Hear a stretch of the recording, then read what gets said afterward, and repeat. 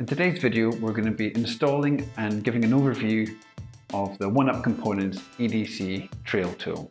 Now, to mix things up, I'm not installing this for a change. This was installed by 2020 Bikes here in Banshee. Reasons for getting someone else to install this over myself we'll cover later in this video. For those of you not familiar with the OneUp Components EDC, it's a system of carrying pumps and tools as part of your everyday carry on the bike to try and allow you to ride packless. Now, the main tentpole of this kind of system is the EDC tool itself. Now, in this configuration, this can be stashed either inside the EDC pump, which you can then mount to your frame underneath your bottle cage, or much more excitingly, inside the steering tube of your fork.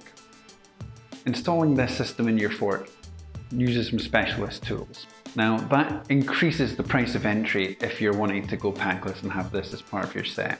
That's why I went with getting a bike mechanic to install it for me, as they already have the tools, so all I need to do is spend the money on the labour and the EDC itself.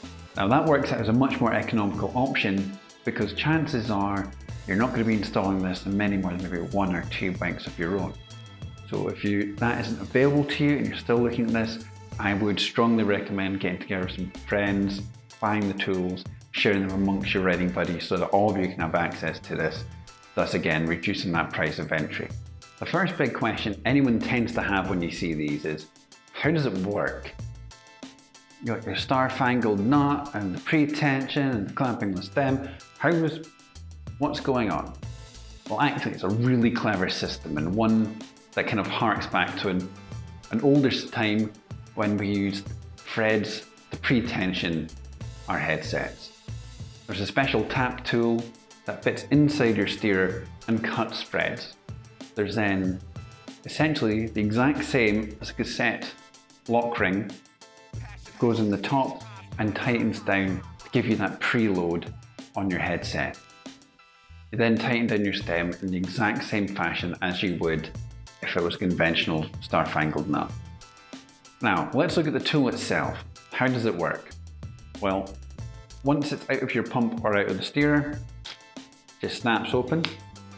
Inside the carrier itself, we have space for quick links, and at the bottom, we have the stash pot for stashing pot or things that tire plugs.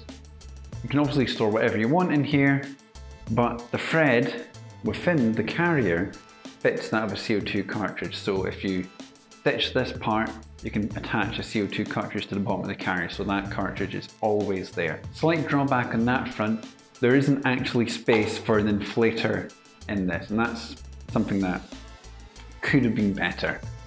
An inflator could have been engineered possibly in here, but there's just not enough space perhaps. So, you know, we're nitpicking here. If we're stashing this in here, there's only so much space within your steerer tube. It is, after all, quite a small volume. So that's the carrier. Now let's look at the tool and what do you get on the tool. The tool is based around a fairly standard layout, but very cleverly thought through. In a small, compact multi-tool that has a little kind of chain brake set up in there that can also be used to tighten your headset as it accesses the same space as a cassette tool. There's also a chain brake in there as well, which also has spoke keys and a chainring bolt. So already you're getting an awful lot of things crammed into a very small space. Of our bonus tool, the chain brake also acts as a tire lever, which is just, again, another really smart solution. Everything is very nicely machined, beautifully anodized and then laser etched, and there's nothing about the quality of this that makes you think that these tools aren't going to last you a very long time. When putting the three parts back together, there's an index on the side of the multi-tool that clips into the tire lever and chain brake portion. They simply fit together and then it's just a case of snapping the two halves, like so. And it's just the reverse to get it out, it's just a really quick snap and you're out. So who is this for? Is it just jewellery? And why is this better than having on your pack? For a start, it's always there. If you're like me, you take a pack on longer days, but the majority of your rides these days are packless, of a look at a rip strip or a hip pack. It's One less thing to think about carrying if you're swapping tools from one bag to another.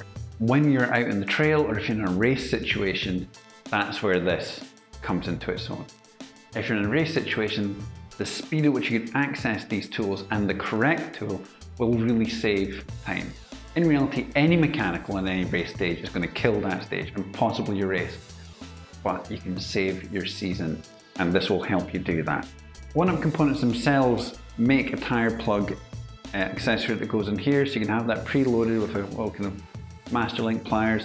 So you just pull that out, stick that straight in the snake bite or the puncture in your tubeless setup, and then you're good to go. Things this doesn't do. Even if you store a CO2 cart in this, you need some form of inflator somewhere on your person. So it doesn't remove the need for everything. This is to work in tandem with some kind of inflator of some variety, whether you prefer CO2 or pump. Let's not pretend. Bike nerds are vain. And if it's a little bit bling, and if it's a little bit novel, and you've seen it on the top of Richie Rood's bike and all of his POVs, then you're probably going to want one too. Point of warning here, technically this does void the warranty of your fork. Word of caution there, if you've got a brand new fork and you're in warranty and it's one that you think might get a recall at some point, that might get in your way. If you've already got a year on your fork or a CSU is easily gotten, such as a RockShox, and it's going to creak in 6 months anyway, then game on, don't stress about it. If you've liked this video, and tell us, do you go packless? What do you carry in your bike frame and how do you carry your tools? Thanks for watching.